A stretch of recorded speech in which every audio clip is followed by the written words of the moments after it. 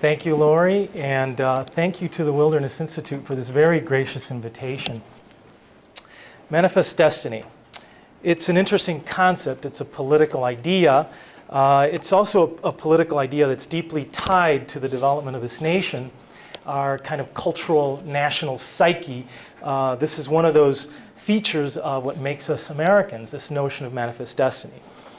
The United States came into being at a very interesting time in human history, particularly for Western civilization. That is, at the end of the 18th century, in the last quarter of the 18th century, and its development in the early 19th century was a really peculiar, if not wonderful, time for Western civilization.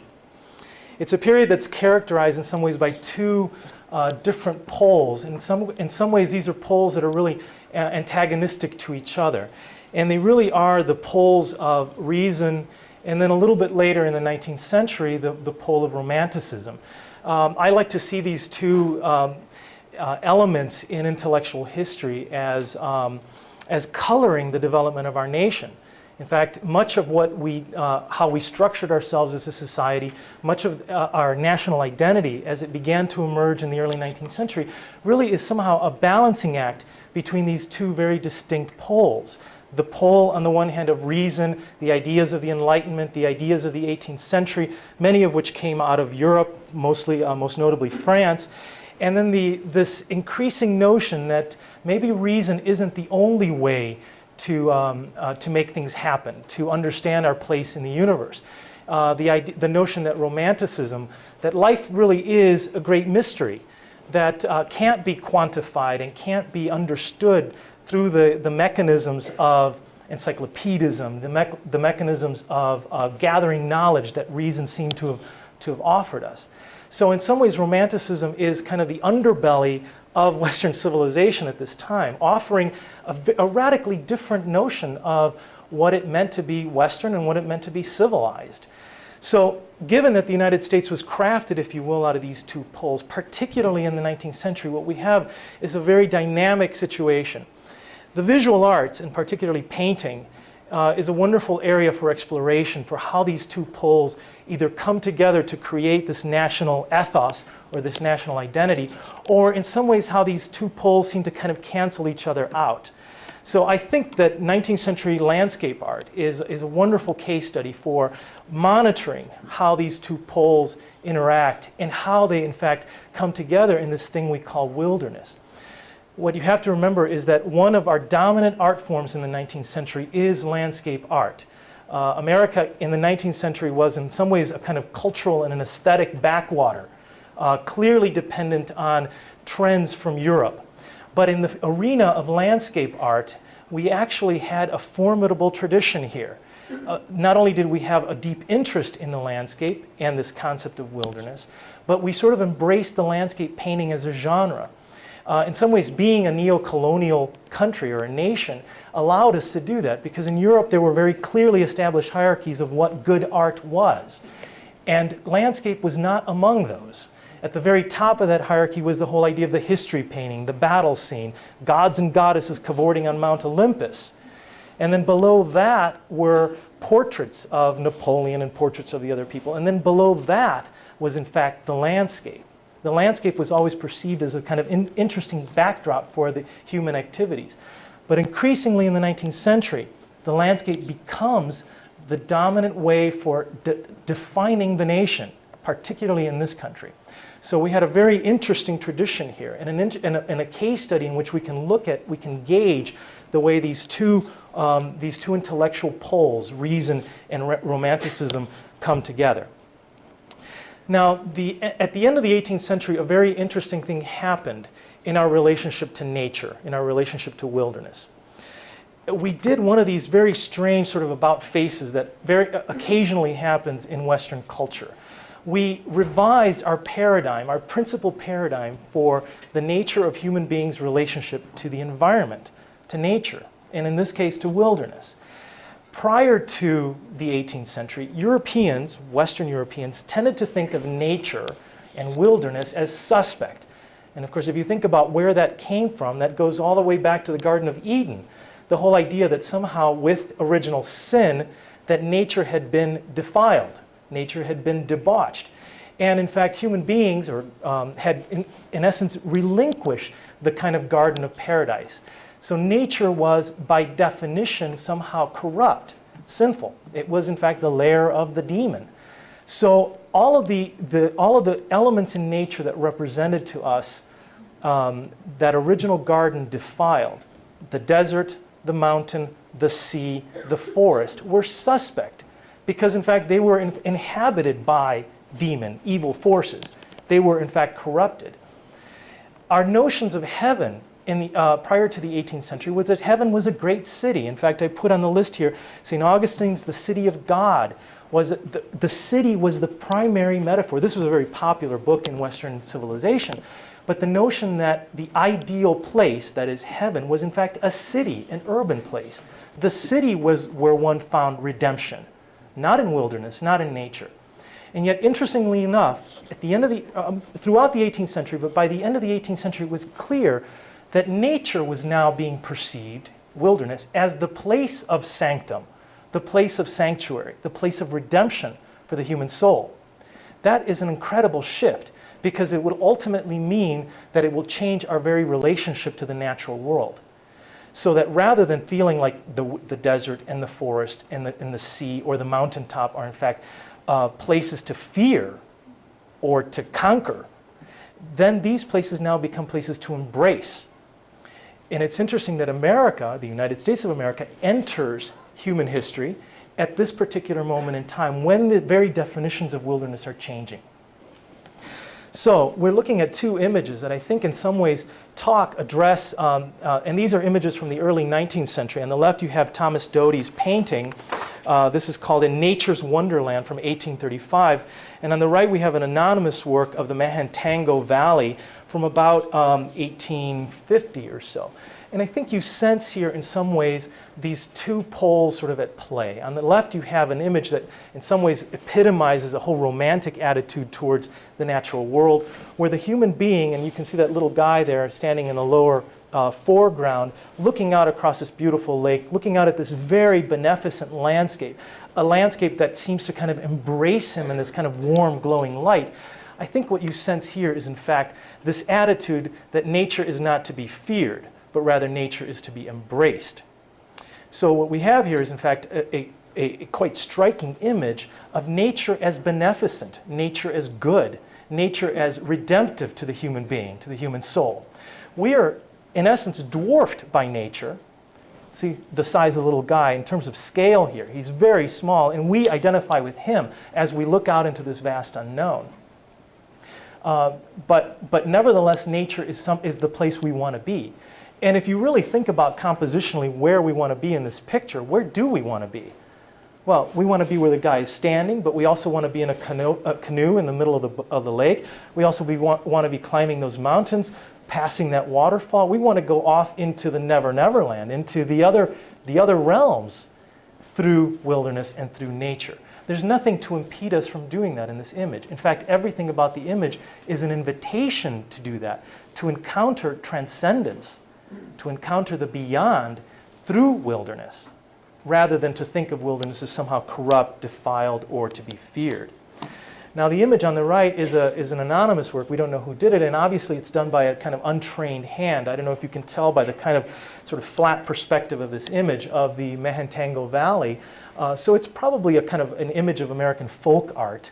But it tells us of a slightly different vision of nature and the natural environment. It's one that's now, this is an agrarian landscape, it's now nature tamed.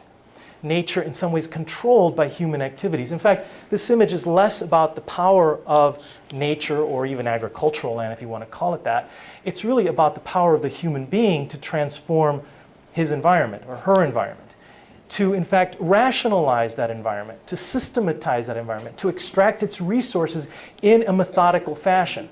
So what we have here is in fact the perfect, ideal sort of Grandma Moses-like farm. Okay, so this is actually pre-Grandma Moses by 100 years. But nevertheless, what we have is the land gridded out sort of laid out in these perfect squares of logical geometry.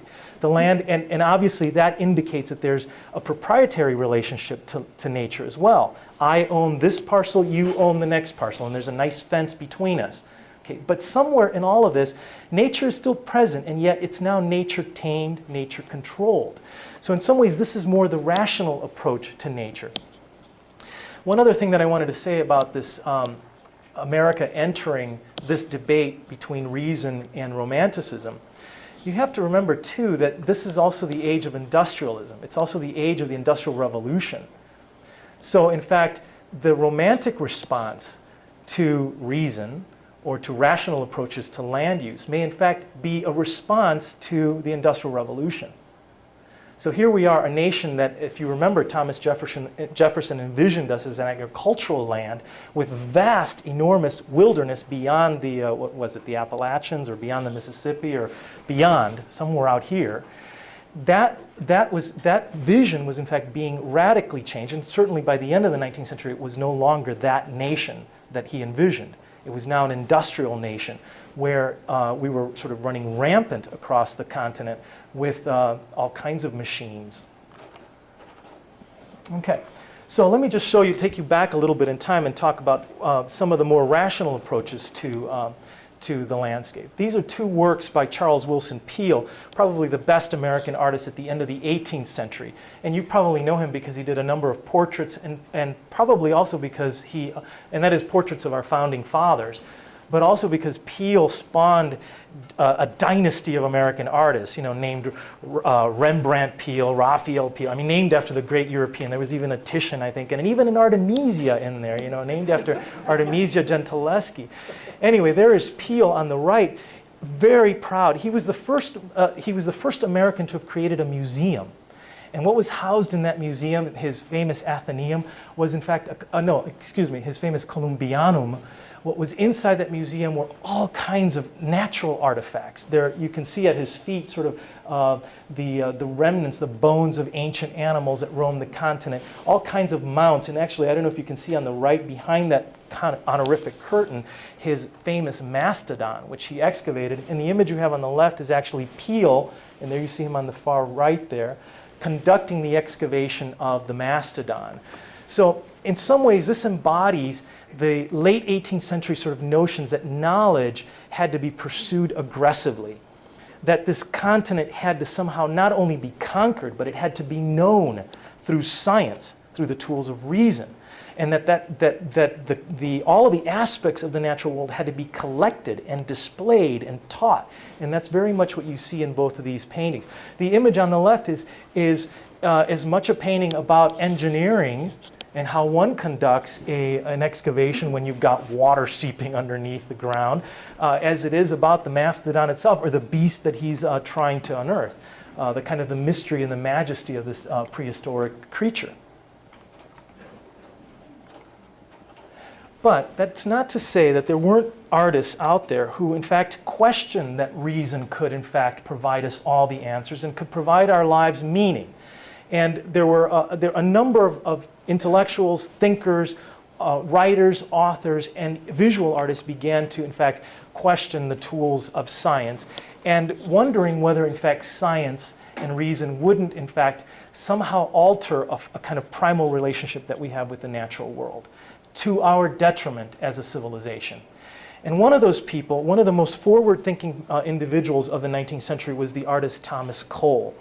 And so I want to just point out that Thomas Cole is important because he was our prime landscape artist in the 19th century, an artist who dedicated himself to the landscape, and he's the founder of what eventually became known as the Hudson River School of Landscape Art in the 1820s. And we're talking, of course, the Hudson River Valley in northern New England. Let me just read to you, I want to read you some portions of Thomas Cole's sort of thinking or his thoughts about wilderness and nature and our primal relationship to it in the way that art has the means and the capacity to articulate that relationship. Here he is in his essay on American scenery. He who looks on nature with a loving eye cannot move from his dwelling without the salutation of beauty. Even in the city, the deep blue sky and the drifting clouds appeal to him. And if to escape its turmoil, if only to obtain a free horizon, land and water in the play of light and shadow yields delight, let him be transported to those favored regions where the features of the earth are more varied. Or yet add the sunset, that wreath of glory daily bound around the earth, and he indeed drinks from pleasure's purest cup. The delight such a man experiences is not merely sensual or selfish, that passes with the occasion, leaving no trace behind. But in gazing out on the pure creations of the Almighty, he feels a calm, religious tone steal through his mind. And when he has turned to mingle with his fellow men, the chords which have been struck in that sweet communion cease not to vibrate. So can you see how, for Thomas Cole, nature was a transcendental experience? It was a religious experience. And he says, even the urban dweller can't help but sort of swoon at a beautiful sunset or at beautiful clouds in the sky. In this age, and here's where the warning comes in this age, when a meager utilitarianism seems ready to absorb every feeling and sentiment, and what is sometimes called improvement in its match makes us fear that the bright and tender flowers of the imagination shall all be crushed beneath its iron tramp, it would be well to cultivate the oasis that yet remains to us, and thus preserve the germs of a future and a purer system. And now, when the sway of fashion is extending widely over every society, poisoning the healthful streams of true refinement, and turning men from the love of simplicity and beauty to a senseless idolatry of their own follies, to lead them gently into the pleasant paths of taste would be an object worthy of the highest efforts of genius and benevolence. The spirit of our society is to contrive, but not to enjoy, toiling to produce, more toil accumulating in order to aggrandize. The pleasures of the imagination, among which the love of scenery holds a conspicuous place, will alone temper the harshness of such a state. And the like atmosphere that softens the most rugged forms of the landscape cast a veil of tender beauty over the asperities of life. God, I would hate to think what he'd think about our society today. But the interesting thing about what Thomas Cole is detecting is that the Industrial Revolution and all of its accompanying patterns of urbanism, industry, huge demographics, the whole move from an agricultural way of life to an urban industrial way of life, were in fact trampling with an iron stamp this, an appreciation, a primal appreciation, a kind of a religious experience of wilderness.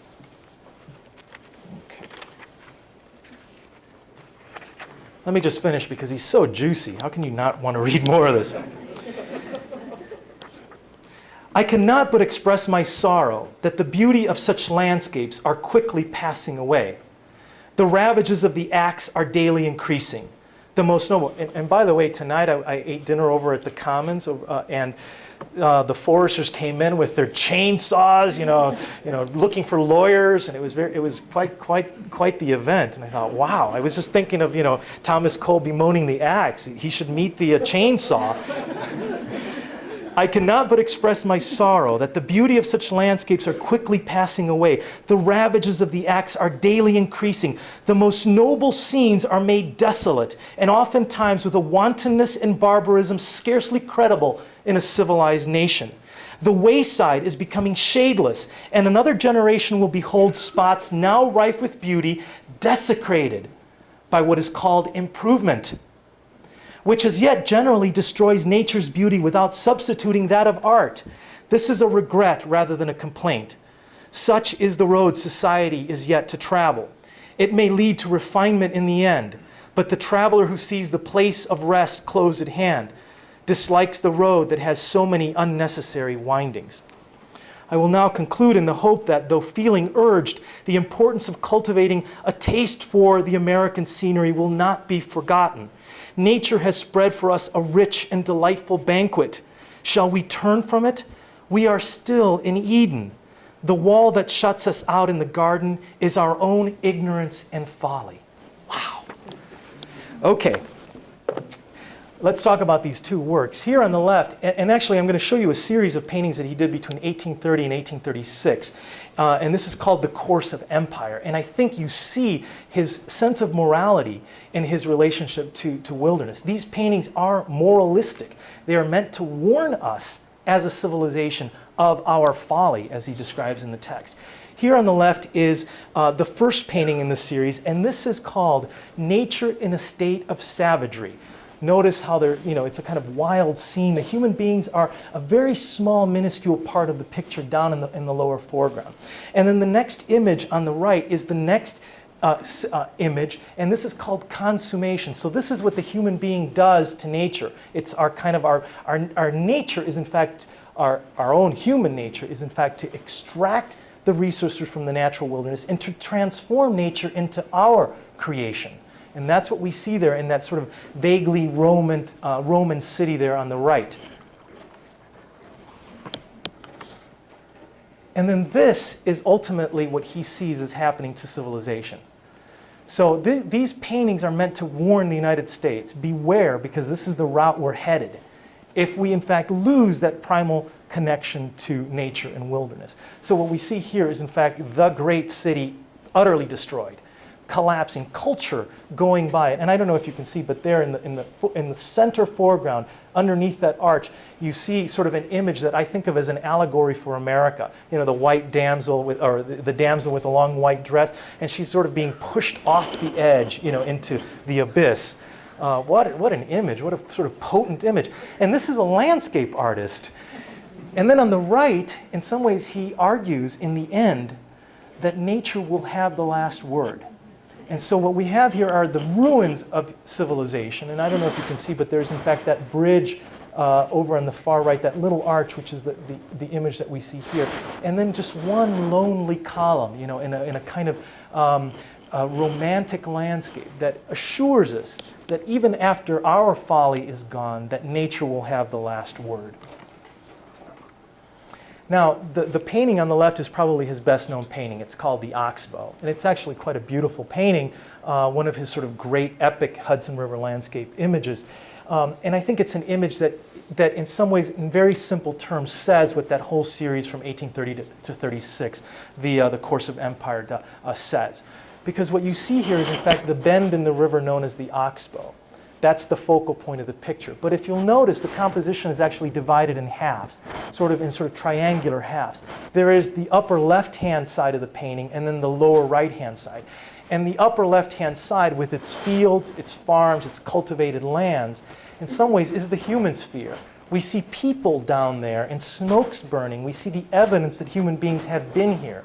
And yet on the right side, what we see is nature doing what nature does.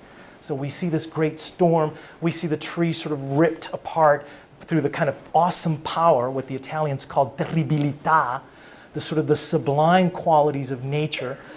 And somehow we're supposed to make sense of all of this. How do we keep these two things separate, together, connected? I think the interesting thing is right smack in the middle of the picture in the lower foreground, because that's the artist there. See that little umbrella poking out with all of his gear? I don't know if you can see that over in the left, over in front of the river. If you look to the right, you see a little guy with a top hat. That's Thomas Cole. So he sees himself, he sees the cultured, refined individual, the artist here, as in fact being able to see this incredible dichotomy and to somehow bring it together. So this is a paradoxical situation, one that in his mind he wasn't quite sure that could be resolved. I shudder to think what poor Tom Cole thinks about what we've done to this country as it has in fact grown. I threw in that image on the right because I think it's actually one of Thomas Cole's worst paintings. This is called The Voyage of Life, Old Age. It's done in 1842, and art historians have described this as he ruined a perfectly good landscape picture by throwing in that angel in the boat, by being too literal, But I think, and actually in his old age, he saw this as a lonesome journey. But nevertheless, he sees himself as as an individual sort of surrounded by this awesome power of the sublime power of nature itself. He really was a romantic through and through, no question about it. Okay, and this is the word. Speaking of bad art, let's go to Samuel Morse. who's of course remembered for Morse code, but he was also quite a prolific painter, and he probably should have stuck to inventing gadgets rather than painting. But anyway, this is the work of Samuel Morse, and the painting that you have on the right is a painting called An Allegory of New York City. Now, this doesn't look like any New York City I've ever encountered anywhere, but it's a very interesting painting because what it does is Morse is trying to, in fact, keep nature in balance with civilization and urbanism. So we have this kind of interesting sort of view. It looks more like, Naples or something. Wonderful. You still have the presence of human activities here. There's in fact the bridge and the building, sort of the towering building on the left, and the castle up on the far right. You sense that human beings are here, but you also sense that we are surrounded by the beauty and the awesome power, the romantic power of nature, of wilderness. He's trying to pull these two things together. And notice that on the bridge there is a figure of Athena, a kind of a statue. So he actually believed that there was wisdom in this balance. I think it's kind of a tacky picture myself, but nevertheless, again, for that point of being a little too literal. But it's interesting how artists affiliated with the Hudson River School tried to address this very issue. We think of the Hudson River Landscape School as simply beautiful pictures of lovely landscapes that you hang over your couch. But the reality is that these artists were quite concerned with our very relationship to the natural world. These are also artists affiliated with this movement. John Kensett on the left, and this is his Shrewsbury River of 1859. And then on the right we have a painting by Worthington Whitridge, who he was a prolific painter, and there you see his painting on the right, who in some ways sort of took Cole's ideas to heart, and in fact was one of the great advocates or champions for Americans going out into wilderness, and in fact using art as the means of accessing that wilderness. So I just want to read you a portion of Worthington Whitridge's writings about wilderness and the landscape. I soon found myself in working traces, but it was the most crucial period of my life. It was impossible for me to shut out from my eyes the works of the great landscape painters which I had so recently seen in Europe.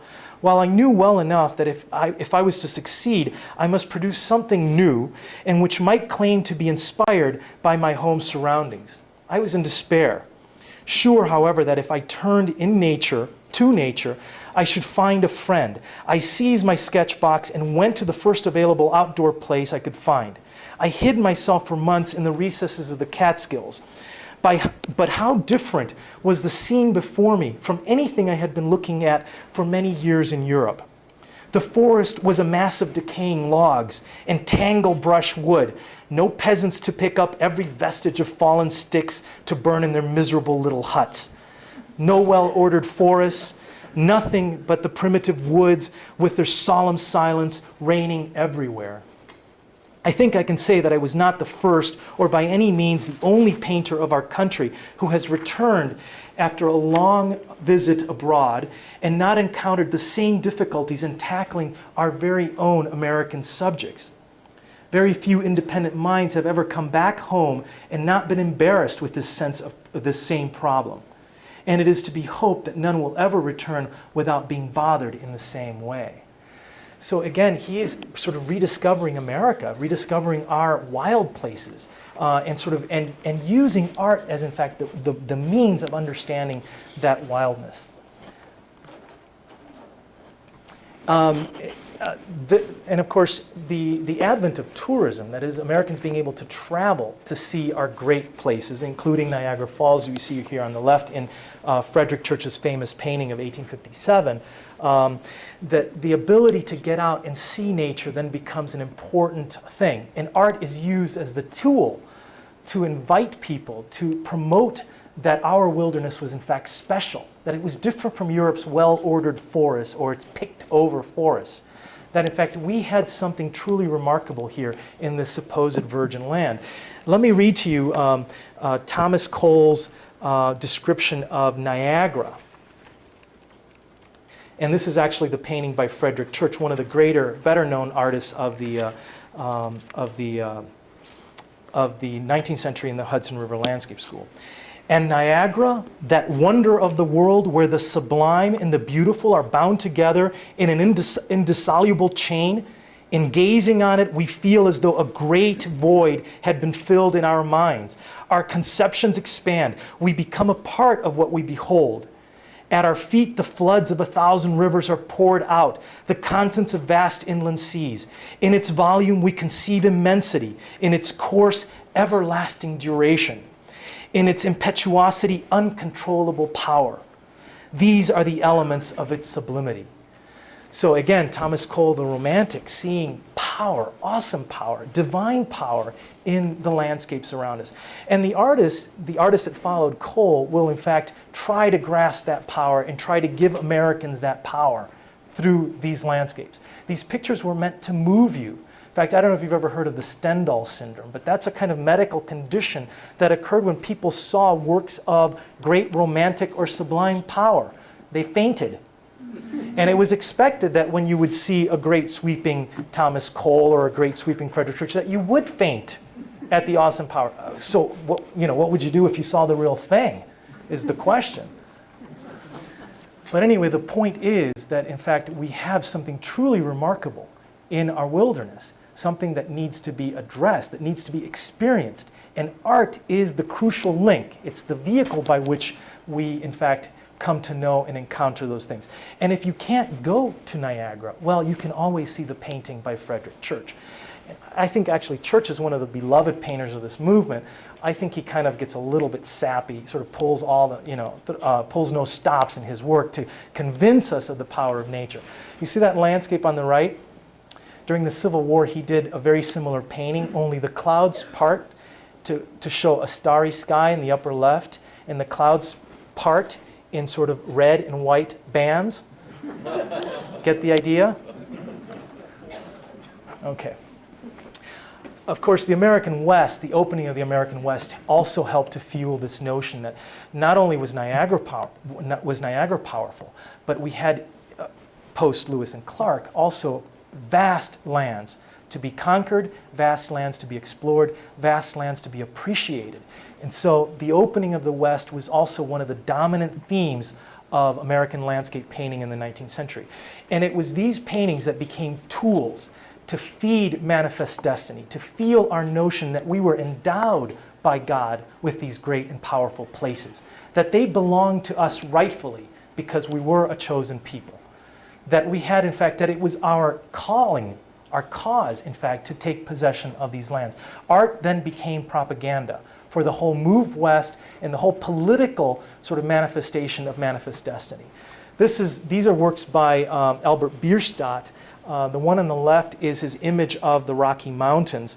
Albert Bierstadt, being a German immigrant, sort of gave us a good sort of German version of the American West. This is called Indian Encampment in the Rockies, 1863.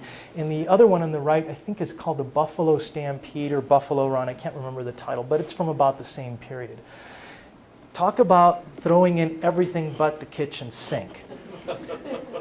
Look at this Indian encampment, and you see, of course, the teepees, the people, the children, the dogs, the horses, the whole valley sort of spreading out in front of you. And there's nothing in this image that says to you, stop, you don't belong here. In fact, everything about this image says, welcome aboard, come on in. Come have a smoke. Or, and if you like it, you can stay. Okay? Everything about the image draws us in. We are suckered into this very beautiful vista. And then, of course, look at that that body of water. It's like glass. Don't you just want to take your canoe and go across it, go out and explore that waterfall at the distance, and climb the mountain, and maybe meet your yogi at the top? Is this the Rocky Mountains that we know? Well, okay, it was Albert Bierstadt's notion of the Rocky Mountains. But the whole point, you understand how this work functioned as propaganda for this romantic and rational view of the West. Both reason and romanticism are being used here, in fact, to draw us, to lure us to these fabulous, wonderful, very, very special places. And the Indians along the way, oh, they're just little encumbrances along the way. But actually, if you read this image, they're not even that. This is a wonderful painting on the left called, it's also of the Yellowstone, the Grand Canyon of the Yellowstone. It's about the same period as the large one that we just saw. The one on the right is actually a print version of this image on the left. And that's why it's obviously in reverse, because prints are the mirror image, if you will, of the painting. Thomas Moran was selling those prints. And by selling those prints, if you owned that print, what did you own? You owned a piece of America. You owned the image of America's wilderness. And you might even be stimulated to sell everything, get a Conestoga, and go. Okay? So, these are powerful tools in Manifest Destiny is the point I'm making.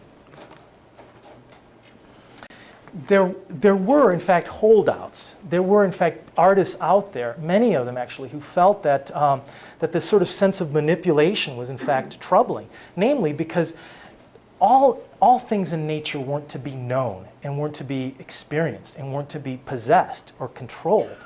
And one of the artists whom I absolutely adore is Albert Pinkham Ryder, because this is a guy who spent years on a single landscape image. He actually emerged more out of a movement known as symbolism, where everything has meaning, everything has symbolic or allegorical meaning. And so in his paintings, we're not getting pure landscapes. We're getting symbolic landscapes, more like Morse's painting of New York City, where things symbolize realities, possibilities, but not necessarily definite places. So if Thomas Moran was more scientific in his approach, in his descriptiveness, what we have in Albert Pinkham Ryder is a much more heartfelt, much more subjective take on the natural world around us. So in these two paintings, the one on the left, let's see, is The Temple of the Mind from 1885, and the one on the right is The Racetrack from 1890 to 1910. What's he in fact reminding us? Well, on the left, that nature is full of unbelievable mystery, right? Look at that weeping willow and that setting sun and these figures sort of quietly talking to each other, in the awesome power of that evening light, right? You hear the fountain sort of gurgling there in the distance, okay? You heard an animal or a bird cry lonely at night. Wow. And then take a look at the image on the right. Nature is full of spirits, ghosts, forces that reason will never be able to explain to us. In fact, not just nature, but even our own human controlled sphere. Ever drive around the Bitterroot Valley late at night?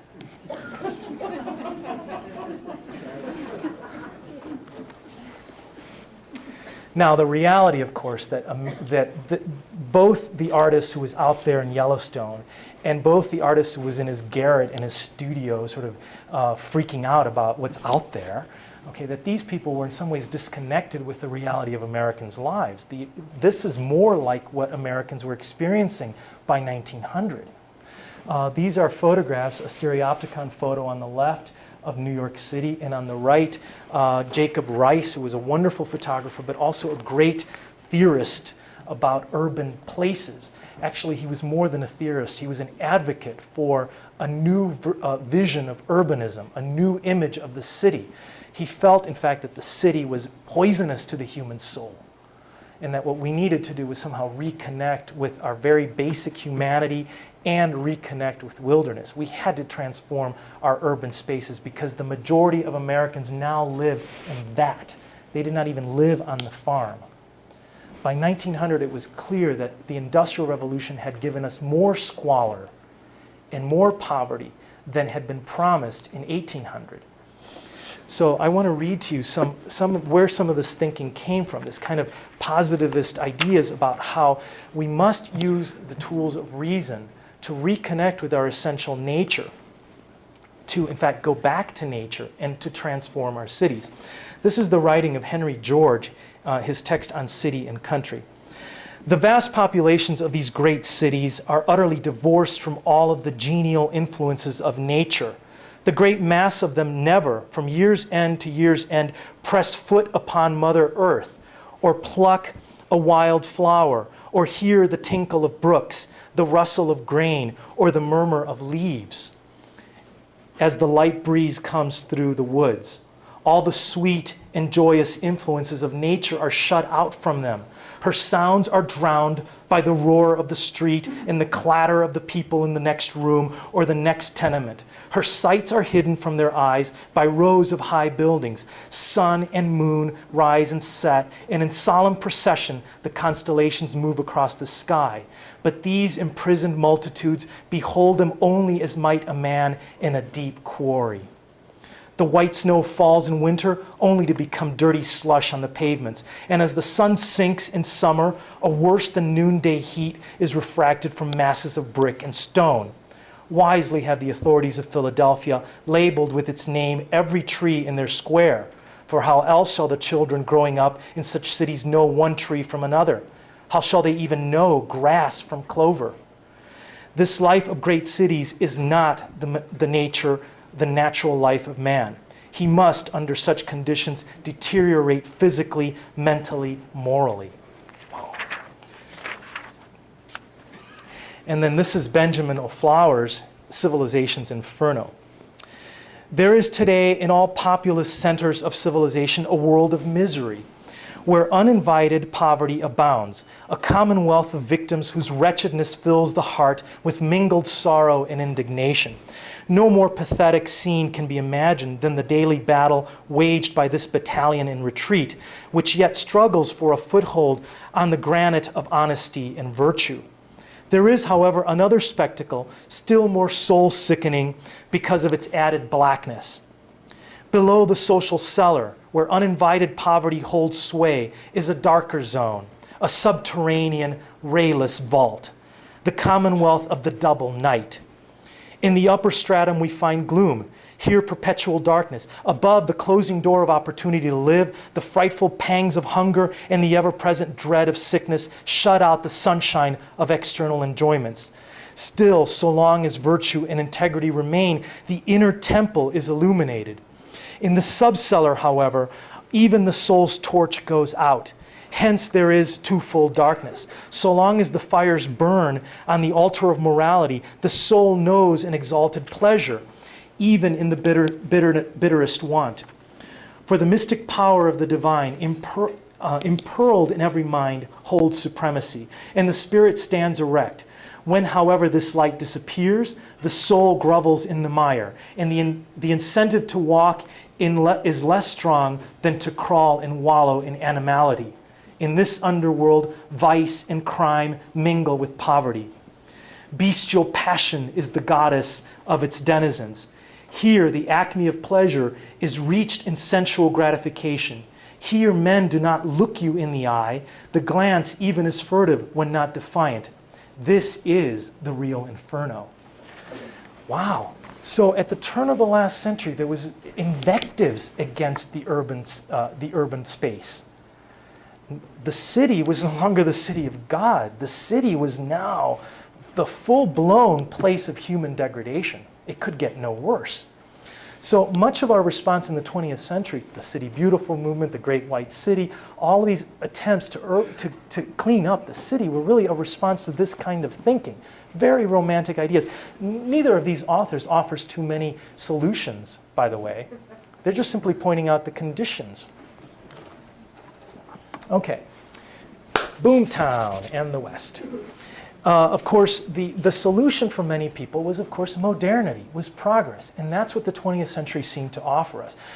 Through technology, we would, in fact, continue this process. And we would, in fact, rebuild. And we would, in fact, claim a new place for the new citizen of the modern world. So I'm showing you two works that show kind of a much more optimistic view of the city. On the left, we have a painting by the great American painter Thomas Hart Benton, and this is Boomtown, 1928. So this is the Great Gatsby era, only this is sort of the Gatsby in Montana. Because what you're seeing here is, in fact, all of the accidents, all of the attributes of the modern world. In the distance, you have this kind of belching black smoke of the oil refinery, right? You have electricity, you know, the power lines everywhere. You have the automobile and the open saloon and the theaters. All of the aspects of this kind of ebullient society in the 1920s. Little does he know that, you know, the Depression is right around the corner. But nevertheless, you sense here the optimism. And think about how the West here is also the issue. The landscape of the West, that could be Havre, it could be anywhere along the High Line in the 1920s, during the years of the great oil boom. So nature is really only the setting now. Nature is, of course, the provider of the great resources which will allow industry, technology, engineering, in fact, to bring us, to offer us all of the amenities of modernity. Commerce, trade, speed, communication, et cetera, et cetera, et cetera. I offer, in sharp contrast, I think sharp, the painter on the right, whose name has just slipped, Edward Hopper, excuse me. Edward Hopper's painting, his famous painting of early Sunday morning, 1930. The tenor has changed here. The street is empty. It's, of course, Sunday morning, so half the people are at church, the other half is sleeping off last night's hangover or this morning's hangover. But you sense that, it's the urban world, the world around us is, in fact, quite lovely, quite nice, but it's kind of empty. There is, in fact, even the city doesn't provide us the kind of meaning that we long for. Modernity and progress doesn't always offer what the soul needs. Think about these authors talking not just about urban issues, urban poverty, urban problems, but spiritual redemption. That's also what's at stake here ultimately. And I think Hopper is one of the most spiritual painters we have in the 20th century because he points out that ultimately we are lone souls trying to make sense of why we are here. And so he looks at these kind of urban settings and finds this incredible emptiness, this solitude in this world that we have created. How different from the image that you have on the left, which is all about being together, socializing, finding meaning in what society is offering us. And indeed, in the middle of the 20th century, in fact, our landscape is no longer a landscape of wilderness. It's in fact a landscape of industry. So I show you two works by Charles Sheeler, the great American painter of the 1940s, 30s, 40s, and 50s, an artist at the heart of a movement we call precisionism. And I don't know about these paintings. It's hard to kind of interpret Sheeler. Is the message here these places are ugly? Or is he saying that these places have their own sort of special transcendent beauty? Clearly, these are places we have created that have little, if any, bearing at all on nature and wilderness, on nature's inherent landscapes. These are landscapes of our making, our artifice, our craft. And the question here is this a moral statement? Is he urging us, in fact, to reject this or embrace this? And to be honest with you, I don't know. I suspect that there's a kind of mid-century existential neutrality here. We don't quite know, in fact, what the meaning is about what we're doing or what we're surrounding ourselves with. Chilling. Okay. And then there's, of course, Georgia O'Keeffe, a contemporary painter, who in some ways, her biography in some ways gives us clues to what her take on nature is. And of course, I don't know, but I think that there's in fact an embrace, a re-embrace. Remember that Georgia O'Keeffe was an urban artist, a New York artist, that a great many of her works were actually created in an urban setting when she was married to Alfred Stieglitz, running around with the avant-garde in New York in the teens and the 20s, sort of being the darling of that early modernist set. And yet at some point, this woman rejects civilization. At some point, she rejects urbanism. She rejects the city and goes to live out there. Okay? And the rest of her life is an engagement with those places. So how does she make sense of this great paradox? Well, she bails. She bails to find her own solitude, her own personal space in it. It's an interesting strategy. These are images of the West at the turn of the century. And I think actually that the West figures prominently in the American psyche, obviously. Many of you have read Western literature. You know how important that is for the development of the whole psyche. But the West also figures prominently in the visual arts as well. It's kind of seen as the place where the nation can in fact be redeemed. It's the last best place in the country, right? So these are miners in Montana at the turn of the century. I think that's somewhere around Yellowstone on the right by an anonymous photographer. I want to sort of take you to that image there on the right. That's Ansel Adams' famous photograph. This is Sierra Nevada from Lone Pine in California, and a photograph taken in 1943. And I have a very ambivalent relationship with Ansel Adams. For one, because I see his images as overly romantic, and I see his images as in some ways freezing an image of the American landscape, creating a kind of classicism, a kind of ideal that in some ways is really insurmountable and in some ways irreplaceable. Everybody loves, especially you folks out there engaged with wilderness directly, everybody loves Ansel Adams. How can you not love Ansel Adams? How can you not appreciate every single one of his beautifully crafted photographs? But don't just assume that Adams went out there and shot what was actually all around him willy-nilly. There is, in fact, a high degree of control in these images. And actually, I want to sort of take you back a little bit in time here. This is the work of Edward Curtis, the great American photographer from the turn of the century. Edward Curtis, who photographed Teddy Roosevelt's, in the White House, and Roosevelt's daughter's wedding at the White House, etc. He ran around in our part of the world. This is Flathead Lake. The other interesting critique of Edward Curtis is that this photograph, even though it's a veristic image of Flathead Lake at the turn of the last century, Edward Curtis, the most recent revisionist sort of scholarship, has shown out how he staged these photographs. We know where the Salish were at this time. We know what had happened to those people. They were forced off their traditional lands and put here to live. Okay? They weren't here by choice. They were here by law. Okay? So this image, even though it's beautiful, it's lovely, don't we all want to see Indians living like this on the shores of Lake Flathead? This is a manipulative image. It freezes a kind of relationship that never really was. It's an image that pats us Western people on the back and says, this is where, where the Indian belongs. So Ansel Adams does the same thing for wilderness. I hate to say that. I hate to sort of unmask it. And actually this is a good image, although it's a little hard to read it from here. But you'll notice, for example, how in this image here, the light falls on those snow-covered peaks in the distance. And then that mountain in the middle ground is in fact in utter darkness. He waited for the right moment when in fact light covered that mountain. And then when just a little bit of light parted in the clouds to illuminate that field, that meadow in front of us, where there is in fact a cow or a horse pasturing. Can you see that? Now, what you don't see in the picture is, in fact, that there's graffiti on that mountain in the darkness. It has, I think, a big P on it, sort of like our big M and the big L over here. In other words, he waited for the moment when that which disturbed him about a disturbed landscape was no longer visible. He's masking the reality that exists there. He's not making the image about human actions in this landscape. He's giving us an image of this landscape on its own as if it were somehow this pristine, beautiful place. That in California, the human activity is minimal, when the reality is that it was not minimal.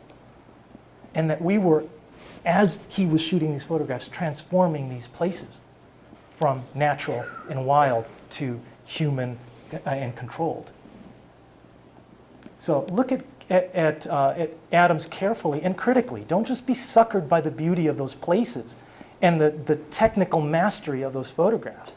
They are manipulations as much as all those 19th century landscape paintings are manipulations as well. There is ideology in those photographs as there was ideology in the images of the 19th century. And actually on that point, I want to show you how persistent this romantic classical image of the landscape is. Okay, let me bring up the lights here. Guard your eyes. Anybody recognize this? Anybody recognize this? This is last year's U of M bookstore calendar. So if you want to know how this myth is being perpetuated, just look around. It's everywhere. Okay? So there's the canoe, the lovely image of the lake, the mountain in the distance. We're supposed to go to Nirvana if we go to school here. Okay.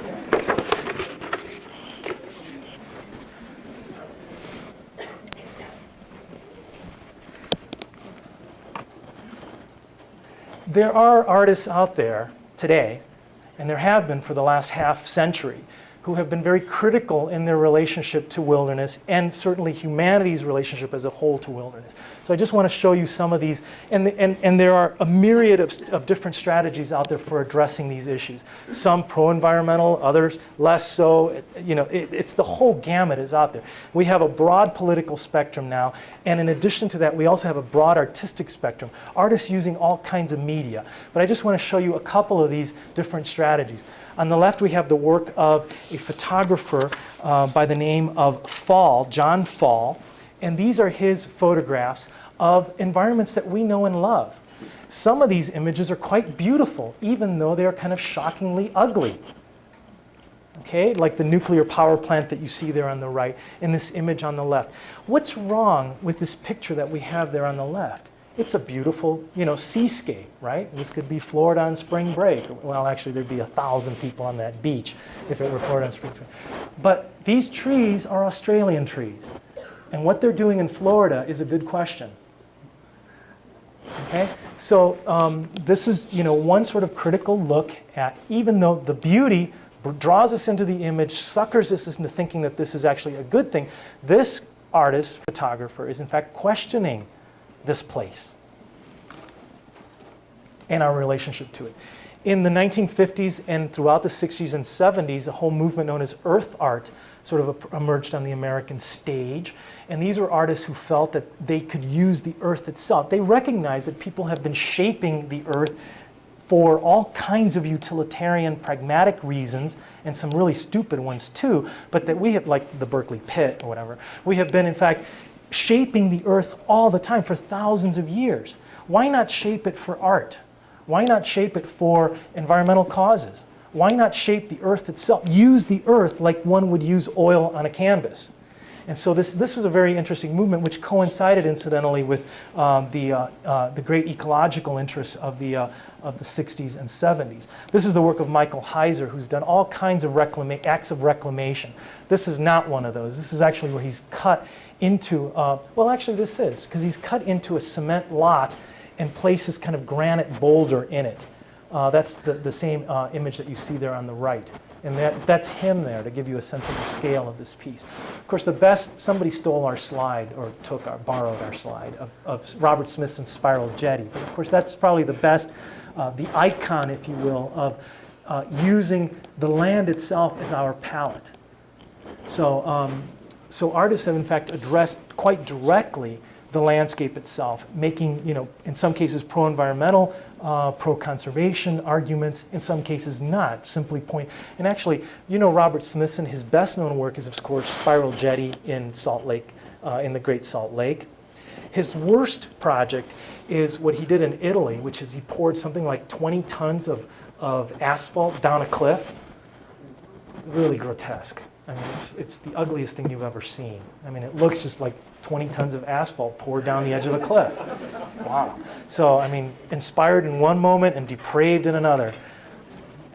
Okay, and then this is, of course, the work of Christo Yacharev. Christo, I think he's Romanian or Hungarian, I can't remember, but he's we claim him as our own. He's an immigrant artist, and his point is he's been consciously addressing the world around us, whether it's natural or man-made, by wrapping it, by covering it for a short period of time, for an ephemeral moment in time. He makes us rethink the world around us and our relationship to it. So this is, in fact, his famous Valley Curtain from the early 70s. This is 1970 to 72, where very close to a major highway in California, he suspended this enormous curtain to have people sort of re-envision the very world in which they inhabit, in which they live. And there you see part of the curtain going up, actually. And this is one of his more famous pieces. This is Running Fence, where he started somewhere in the mountains and worked his way all the way down to the sea with this running fence. And in the process, the work of art wasn't so much that piece of fabric on the landscape. The work of art is the land itself, from mountain to sea. And it's also all of the permits that he had to have signed and all the permissions that he had to receive in order to pull this thing together. So this is a very direct sort of answer to Thomas Cole, bridging the world of artifice and art and the world of people and machines and the world of wilderness. And we'll just finish with that image on the right. The conceptual artist Ana Mendieta, who died in 1985, but sort of left a very, very short but very brilliant career in which she addressed directly in her own person, in her own body, and in her own body of work, that a kind of primal reconnection to the earth itself. This was a woman who was a Cuban immigrant to the United States who had been brought here as a child in the 1960s, went to school in Iowa, was trained in Western art, but somehow she had always felt deeply unrooted, obviously from her own homeland, but also from the earth itself. So she made, in a conceptual way, the earth and our habitation, cohabitation in this earth, the theme of her work. And so this is from a series that she did called the Silhouette series, where she used her own body and she created these silhouettes, which were photographed and in some cases filmed. This art was meant to be ephemeral. In other words, it was meant to leave no lasting mark on the earth itself. A typical piece would be, for example, she would carve out in the beach or on the sand in the beach her profile. And often the profile was sort of like this, a sort of woman's profile. She would often lie in these kind of these openings, these holes that she would make in the earth with flowers in the case here. Or sometimes she'd fill these cavities with materials that she could ignite or burn, gunpowder, wood. She would light these things and film them. In some ways, what she was doing was recovering a very ancient way of sort of ritualizing our connection to the earth. Ancient peoples had done this. Ancient peoples have, in fact, tread this earth, made statements about this earth, touched this earth, shaped the earth, and yet we're also willing to let the earth live, let the earth and not be marred permanently. So the work was meant to be ephemeral, an idea, a concept that was as fleeting as a sunset. Truly a remarkable artist, and if you don't know anything about her, I would invite you to look her up, because she really transformed a whole generation of artists from the late 80s on, who saw this more conceptual tie to the earth as not only possible, but necessary as well. So thank you, and I'll take some questions off the floor.